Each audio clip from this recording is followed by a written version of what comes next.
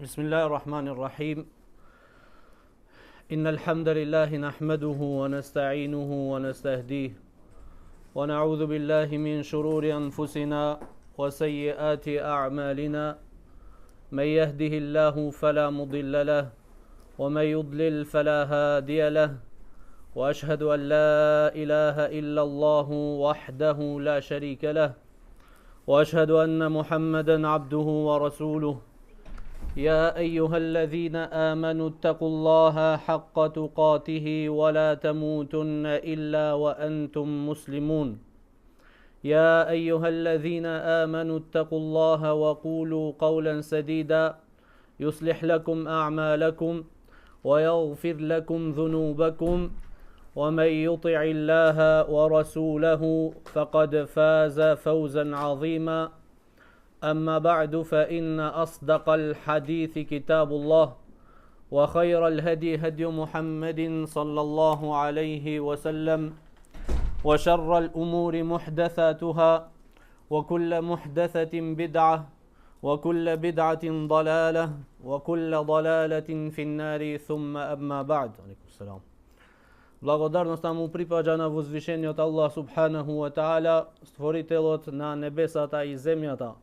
Салават и селам на нашиот пратеник Мухаммед салаллаху алейхи ва селем, неговата фамилија, неговите асхаби и сите оние кои го следат и ке го следат неговиот правец, неговиот суннет се до судниот ден. Почитувани браќа, добро дојдевте на меџлисот од меџлисите на фикхот, а тоа е прописите од верата. Ние уште продолжуваме со прописите на чистотијата. Последниот дерс ни беше за прописите за месхот. Прописите на месхот и завршивме и кажавме детално за прописите на месхот, триење на чорапи, потоа кажавме триење на турбан или шамија или триење на гипс и така натаму.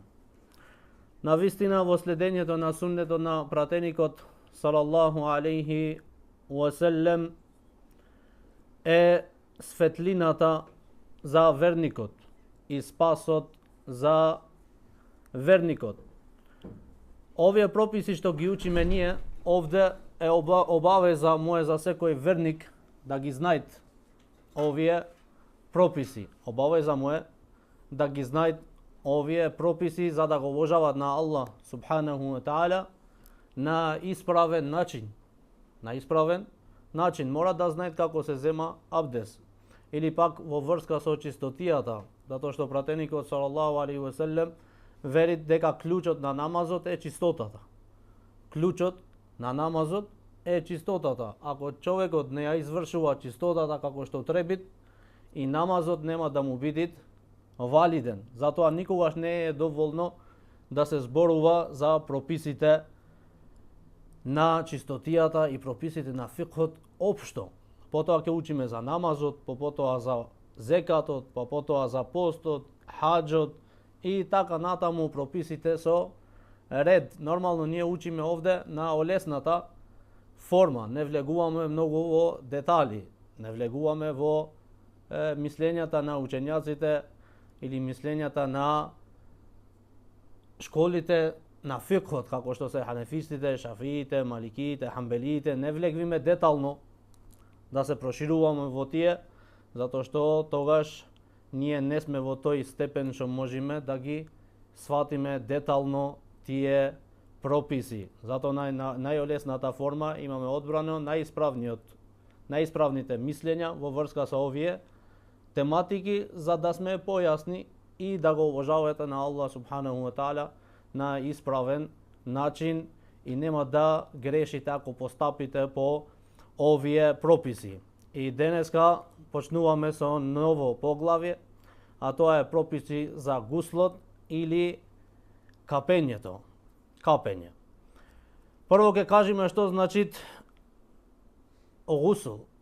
Дефиницијата на гуслот, а тоа и по јазична смисла и по шеријатска смисла. Дефиниција по јазична значи потекнува од глаголот гасаля јагсилу гаслен ва гуслен, што значи да го миеш нештото или го капит телото. Во шеријатска терминологија е облевање на телото или пак употреба на чистечка вода за миењето на целото тело со точно определен опис, посакувајќи со тоа приближување ибадет кон Аллах субханаху ва таала. Значи ова е значи гусл. Што е гуслот, ако те прави некој што значи гусл? Облевање на целото тело со вода или пак употреба на чистечка вода. Ова е услов, брат. Мора да е чистечка вода. И имаме објаснато за водите порано. Која вода се рачун вид чистечка вода. Затоа што, например, ако човекот сака да се капи со бензин или сака со сок да се капи, се рачун вид, се ја остранува безабдесната состојба или не? Не ја остранува безабдесната состојба. Остан вид нечист. Ако е таа течна материја, пак остан вид нечист, затоа што имат определена вода со која се остранува безабдесната состојба, а тоа е чистечка вода. Добро, ако водата се меша со нешто чисто, например, потоа надвладе тоа на водата,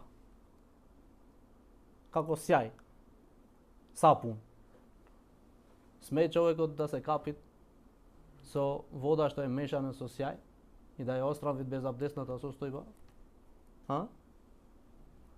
Можете или не можете? Не можете. Иако е чиста материја. Не можете. Велат учењаците, ако сјајот или сапунот надвладе на водата, што ние сега, ако те прашви некој што е ова овде, ќе речеш шампон, или ќе речеш сапун, или нешто слично на тоа, или ќе речеш масло, или ќе речеш бензин, значи името му се смени, веќе не се нарекуваат вода, иако таа може да имат вода внатре, сјајот имат вода. Ама надвладе сјајот, сапунот на тоа, па велиме дека не е дозволено човекот да се чисти со тоа вода од безабдесната состојба, од големата безабдесна состојба. Ако човекот имат интимен однос со жената или пак стан вид џунуб од самиот себе.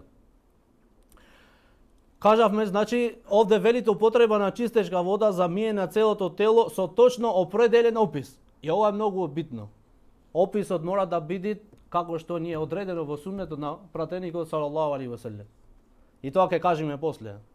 Подолу ќе кажеме кој е описот на исправниот гусл, целосно капење на телото. Потоа велите овде, посакувајќи со тоа приближување кон Аллах субханаху ва таала, ибадет. Со ова капење што се капиш ти, со овој гусл, ти да посакуваш да се приближиш кон Аллах субханаху ва таала за да извршиш ибадет. Да извршиш намаз. Гуслот, браќа, се делува на два видови. Гусл адет, значи обично капење, или ритуално капење од навика, како например човекот да се капи за да се освежи. Легува во базен за да се освежи или под туш за да се освежи. Добро, ако човекот влегува вака само за да се освежи, влеги во туш. Општо, така да се освежи, адет, ритуално капење, без никаква потреба. Немат интимен однос. Може да кланјат намаз по тоа? Со ова капење може да кланјат намаз? Не може. Зашто? Што е обавеза да имат? Мора да имат ниет за остранување на безабдесната состојба. И затоа не му се дозволува ибадетот со ова обично капење. Мора да има ниет за остранување на безабдесната состојба. И гусл е ибада, што е приближување кон Аллах субханаху ва таала, ибадет. Тоа е што го остранува безабдесната состојба и се дозволува ибадетот. Добро, гуслот ибадет, што е приближување кон Аллах субханаху ва таала, исто се делува на два видови. Исто се делува на два видови. Овој гусл ибаде, значи му е потребно ниетот. Мора да имаш ниет за отстранување на безабдесната состојба или џунублукот. Мора ниетот. Ниетот каде му е местото? Со говор или во срце? Во срце. Зашто? Кај го земиме дека во срце? Ниетот нема потреба да му се каже на Аллах дека ќе го правиш ова, ќе го правиш ова. Кај го земиме? Од кој ајет? Аллах субхану таала што вели: "Ја ајуҳаллазина аману иза кумтум ила салати." О вие што верувате, кога вие станвите за да клањате намаз. Станувањето твое за да извршиш некој ибадет, тоа ти е ниет. Затоа Аллах субхану таала вели: "Кога ќе станвите вие за да клањате намаз", значи ти зашто станвиш? Аллах не знае зашто ти си станат? Значи ова ти е ниетот. Затоа сите учењаци велат дека ниетот се прави каде му е местото? Во срцето. Не треба да се изговарат со јазик. Изговарањето на ниетот со јазик каде се дозволува? Имаме кажано само на два места. И таму е потребно во срце, ама таму се дозволува пошто пратеникот салаллаху алейхи го имат направено. Во два места. Каде? На умра или за хаџ. И тука тоа е ибаде, повеќе ти се одзиваме Аллах за умра, ти се одзиваме Аллах за умра или за хаџ. И кажуваш и усмено. Кажуваш со јазик. Исто каде е дозволено? Кога колиме курбан. Затоа што пратеникот салаллаху алейхи веселем кога колеше два курбани. Една за него и за неговата фамилија и една што рече? За мојот уммет.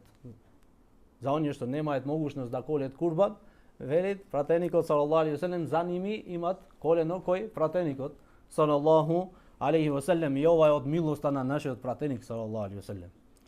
Значи, мислеше за своите браќа, за верниците што ќе дојдат после него и некој немаат могушност, немаат финансиски средства за да колит курбан, за него имат колено кој? Пратеникот салаллаху алейхи веселем. Значи, само на овие два места е дозволено да се изговара што? Ниетот. Добро, кажавме овој гусл што е ибадет се делува на два видови. Тоа првиот е ваџиб, обавеза, и вториот е пожелен, мустахаб. Гуслот ваџиб, што е со консензус на учењаците, е во три случаи.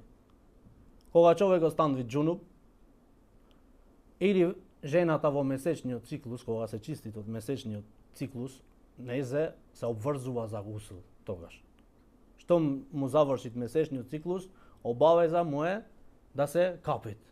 Или пак после постпородилниот циклус, нифасот.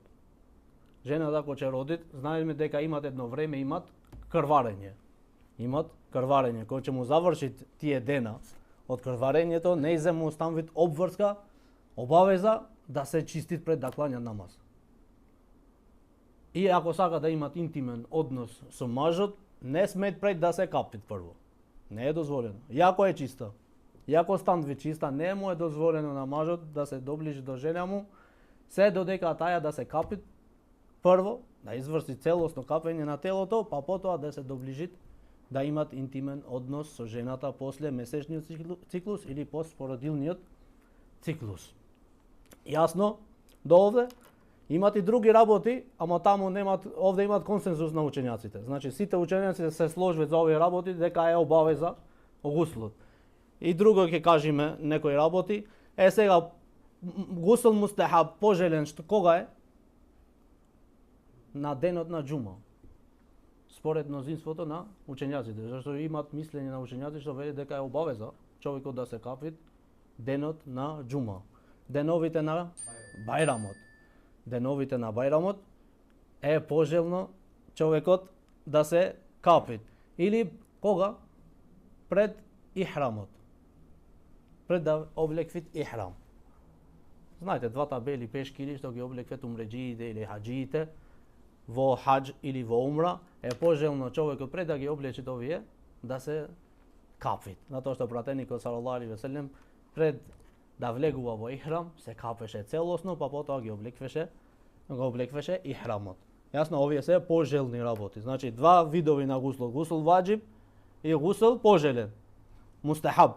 Овие треба да се знаат. Добра, која е целта, зашто се спомнет овие два видови на гуслот? Оне што е обавеза и оне што е мустахаб, пожелен. Зашто се спомнет? Имат цел, но не може така да е. Не е за џабе, спомнато, разликата. Некои од учењаците велат, затоа што велат во пожелниот гусл, како што е на денот на џума, човекот ако се тушират велат целосно и сакат да ојдат да кланјат џума. Велат не му е дозволено да ојдат да кланјат џума со тој гусл само да се капи целосно, без да земвит абдес. Без да земвит абдес. Мора да земвит абдес, иначе велат немаат намаз.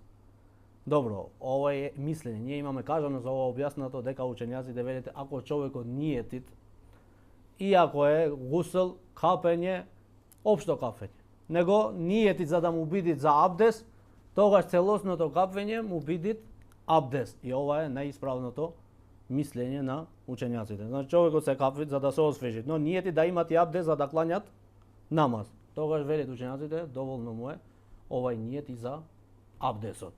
Јасно? До овде? Сега, кога станува гуслот задолжителен ваџиб? Кога станува гуслот задолжителен или ваџиб? Слушајте, поради следните причини. И ова нема срам, во вера нема срам. Она што треба да се учи нормално, се користат добрите зборови, што се вели најприближни зборови се користат, ама не значи дека да имаш срам да прашуваш за да знаеш за твојата вера, макар било тоа нешто и што тебе општо е срамно тоа да се спомнува. Но добро е да се спомнува за да се знае да не грешиш, затоа што ти ќе го обожаваш на Аллах субханаху ва таала. Прво велит излегување сперма од половиот орган под услов да излезе со надразнување и страст од машкиот или женскиот полов орган. Заради Аллаховите зборови, ако сте џунуби, капете се. Така велит Аллах субханаху ва таала. И пратеникот салаллаху алейхи ве селем му рече на Алија радијаллаху таала анху, и кога ќе исфрлиш сперма, тогаш што? Капи се. Значи излегување сперма од половиот орган или од женскиот или од машкиот. Но овде имат под услов. Ако човекот е буден, имат услов. Мора тоа да е со надразнување и мора да е што? Под страст. Овој услов многу е битен. Човекот, ако е свесен, мора да е со надразнување, излегување на сперма или со страст. Што значи ова? Ако на човекот му се скршви грбот или столбот на грбот, и знаеме дека ние, ако на човекот му се скршви столбот од грбот, мој да има таму што? Што мој да имат? Мој да имат сперма, зашто месливото таму му е. Таму е и му е изворот. Така Аллах субхану таала го спомнет во Куранот. Местото на спермата каде е? Вели каде се изворот, од каде му е? Од грбот. Аллах субхану таала го спомнет, кај мажот е од грбот. И вели ако на човекот случајно му се скрши грбот и излегува од тука сперма, обавеза е да се капит или не? Сега е ова е меселе. Ова е интересантно меселе сега. Излегува што? Сперма. А условот го памтивме што рековме ние?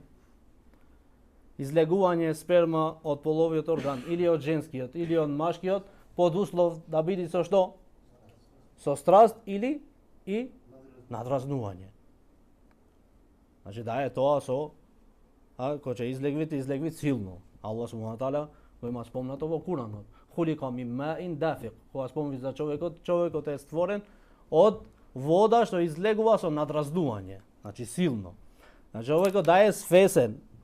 Па ако се деси нешто од телото се скрши и излегуваат од таму сперма, тогаш не му е задолжителен да се капи. Не му станвит обавеза. Затоа што тоа не е од страст и не е со надразнување. Добро, ако човекот спиет,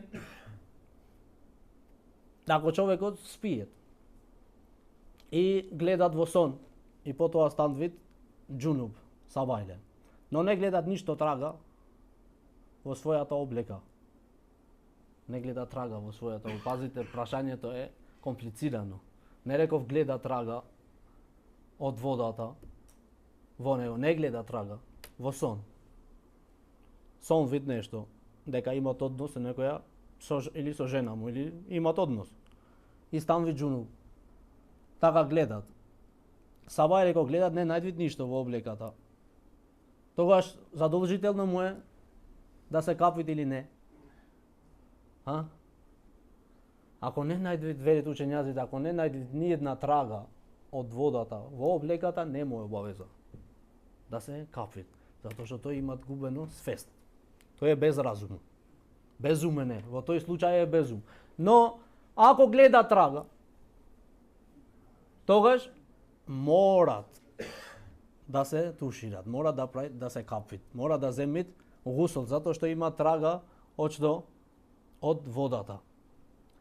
Затоа го прашаја на пратеникот салаллаху алейхи ве селем, дали може тоа да биде од кај жените? Може да биде. Уму Сулейм, пренесет имам Бухарија, Уму Сулейм отиде кај мајка му на Енес ибн Малик. Отиде кај пратеникот салаллаху алейхи ве селем, срамлива жена. И му рече: ја Расулуллах, Аллах не се срамит од вистината. Види, прво му дават дека сега мора да прашам нешто што не знам, ама јас се срамам, зашто нормално посебно жена тоа да го спомни пред некој маж, тоа уште посрамно. Ама мора да прашувам. Вели, Аллах не се срамит од вистината. Дали за жената е задолжително да се капви, да земви гусл, ако гледат нешто во сон? Гледат како да имат интимен однос. Пратеникот салаллаху алейхи ве селем рече да. Рече да, и таа со нејзините дланки ја покри лицето, рече може ја Расулуллах тоа да биде, значи од жената, да имат жената вода исто како што имат мажот. Рече да. Пратеникот салаллаху алейхи ве селем рече да. Рече од каде иде сличноста од децата тогаш? Види како му одговара пратеникот салаллаху алейхи ве селем, од каде иде сличноста ако детето му сличи на мајка му или на татко му, велит, од тоа иде. Затоа што и жената имат, велит, вода, и мажот имат вода. Него водата од мажот разликува дека пратеникот салаллаху алейхи ве селем велит гализун ебјад. Тој е густ и бел. Водата од мажот е густа, велит, и бела, многу. Него од жената што велит е послаба и на жолто повеќе. Дој мој да биде на бело, мој да биде и на бело. Значи ако гледат и жената и мажот, ако гледаат во сон и најде трага, задолжително им станвит да се капвет, да земаат гусул. Свативте? Сакате едно прашање вака? За да видим дали ми сватете меселето. Човекот спиет и гледат како да имат интимен однос. И станвица бајле контролират, ништо не најдвит во телото, во облеката ништо не најдвит. Треба овој да земи гусол или не? Не. На човекот му се скрши грбот или се прави операција и му течи то таму, го се прави операција, течи нешто од спермата во грбот. Треба да се прави овој, треба да се тушират овој целосно, да земит гусол. Зашто? Кој е условот, што рековме? Не бил, прво не бил буден и после не беше тоа со страст и со надразнување. Јасно? Добро. Второто нешто што го прави задолжително гуслот е навлегување, пазите овде, навлегување на главицата од машкиот полов орган или делумно во женската вагина без препрека, макар и да не се случи ејакулација. Значи, чим го допре половиот орган од машкото до кај женското влегува и без да се случи ејакулација, обавезо е да се тушират, да земит гусул целосно. Затоа што пратеникот салаллаху алейхи ве селем што велит во еден хадис, велит кога мажот ќе легне меѓу четирите делови од жената и кога едниот полов орган ќе го допре другиот полов орган, тогаш гуслот станува обврска. Имате еден друг хадис што пратеникот салаллаху алейхи веселем водата велите е од водата. Стан вид обавеза водата од водата. Но овој хадис не се работи повеќе со тој хадис. Овој хадис е кренат прописот од него. Значи човекот ако го допре половиот орган од жената, обавеза му стан вид гуслот со ејакулација или без ејакулација. Јасно? Ова е второто. Третото, прифаќање на исламот од страна на неверник или пак одметник, муртед, оној што се врати. Прво има прифатено ислам, после излегуваат од ислам, потоа се врати пак во ислам.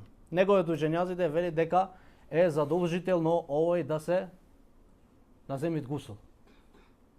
Оној што прифатит ислам е задолжително вели да земит гусл. Затоа што пратеникот салаллаху алейхи веселем му наредил на еден Ал-Касим ибн Асим кога прифатил ислам, исто Сумамет ибн Асал, исто Ал-Васила ибн Ал-Асқа, некои од асхабите големи кога прифатија ислам, пратеникот салаллаху алейхи веселем им наредил да земаат гусл. Но за ова имат несогласност од учењаците. Значи немаат консензус. Голем дел од учењаците вели дека ова не е обавеза. Затоа што пратеникот салаллаху алейхи веселем немаат пренесувања дека на секого му наредил да земат гусл кога прифатил ислам.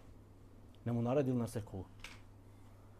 И ние што велиме, најубаво е човекот да се кафит. Ако прифатит ислам, да му се наредува да се капит. Не можеме да велиме дека е задолжително за него да земит гусл. Добро, четвртото, завршување на месечниот циклус или постпородилниот циклус. Нифас, значи кај жените. Месечниот циклус или после кога ќе роди жената, кога заврши дената, ќе се чистит, задолжително е да се капит. Ова се консензус на учењаците. Задолжително е да земит гусл. Заради хадисот на пратеникот салаллаху алейхи веселем од Аиша радијаллаху таала анха во кој стои дека пратеникот му рекол на Фатима бинти Аби Хубейш: кога ќе ти дојде месечниот циклус, тогаш остави го намазот. А кога ќе ти завршува, тогаш искапи се и клањај. Искапи се и клањај. Истиот пропис се однесува и за постпородилниот циклус според консензусот на учењаците. Јасно? Добро, што остави жената кога му иде месечниот циклус? Само намазот или друг кој ибадет? Сега идеме во кој ибадет? Во постот, Рамазанот. Не сме жената да постит кога е во месечниот циклус. Забрането, харам му е. И да постит не му е валиден. Ова треба да се кажува, зашто некои жени што прават? Макар една минута пред ифтарот, една секунда, да му дојде месечниот циклус. Ова треба да се памти, зашто некои жени овде грешат и прават голем грев. Што велат? Му иде месечниот циклус една минута или една секунда или неколку секунди пред што? Пред ифтарот. И велат, го постев цел ден. Овој го имам постојано. Не. Чим ти дојде минута пред ифтарот, тебе постот не изе му е расипан постот. Не му е валиден тој ден. И треба да го пости после Рамазанот целиот ден. Јасно? Имате еден ден борџ. Немој да се лаже шејтанот, да го лажи дека со минута, со секунди ми дојде, можда ми е валиден. Не ти е валиден постот.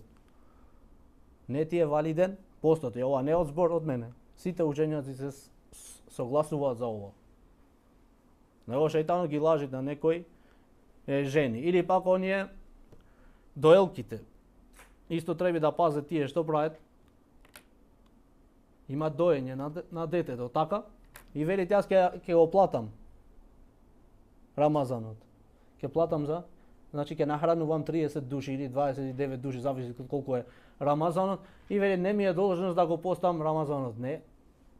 Не му е должност да го постит Рамазанот. Детето кој ќе порастит малу, таа треба да почвити борџ му е овој. Не му е дозволено да го плати. Дозволено на кого му е? Ал-марад аллази ла юрджа бур'уху. Имат болест што не се, тука не се надева дека ќе се лечи тоа болест. Само тој сме да го плати. А еден што е болен доелката ќе помине тие дена, ќе расти детето после неколку месеци, после една година, обавеза му е да пости. Јасно? До овде не да го платит. Не му е дозволено да го платит. Добро. И кажавме и петтата, што велат учењаците го обврзува гуслот, е смрт. Смртта. Миењето на мртвиот е ваџиб, обавеза. Не затоа што мртвиот уште е одговорен, дека Аллах субхана таала ќе го зема на рачун, ќе полагат рачун за тоа дали ќе го капет или нема да го капет. Не. Туку тоа се прави поради да им се прави чест на мртвиот, на човекот. Затоа што Аллах субхана таала вели валакад каррамна бени Адем. Човекот го имаме правено чест, да има чест. Го имаме створено човекот да има чест. А за верникот е посебна чест.